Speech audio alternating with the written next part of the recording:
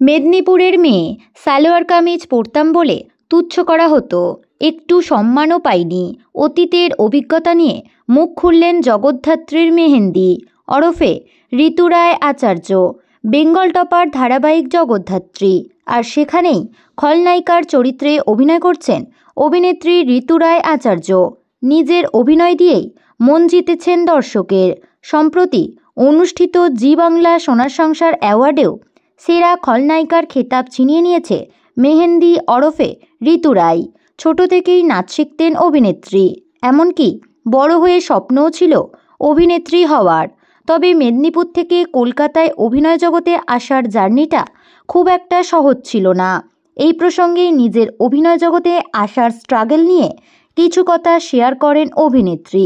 তিনি জানান, 19-20-তে মডেলিং দিয়েই তার যাত্রা শুরু, আর সেখান থেকেই সিলেকশন হয় তার।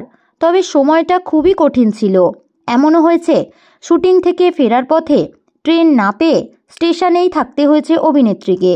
তবে সবসময় পাশে পেয়েছেন তার মাকে। এখানেই শেষ নয়, চুড়িদার পরা গ্রাম্য পরিবেশের মেয়ে হওয়ার জন্য সকলের কটাক্ষ শুনতে হয়েছে অভিনেত্রীকে। তবে সেই নিয়ে এখন আর তার কোনো আক্ষেপ নেই, কারণ অভিনেত্রী হিসাবে নিজের জায়গায় যথেষ্ট প্রতিষ্ঠিত অভিনেত্রী।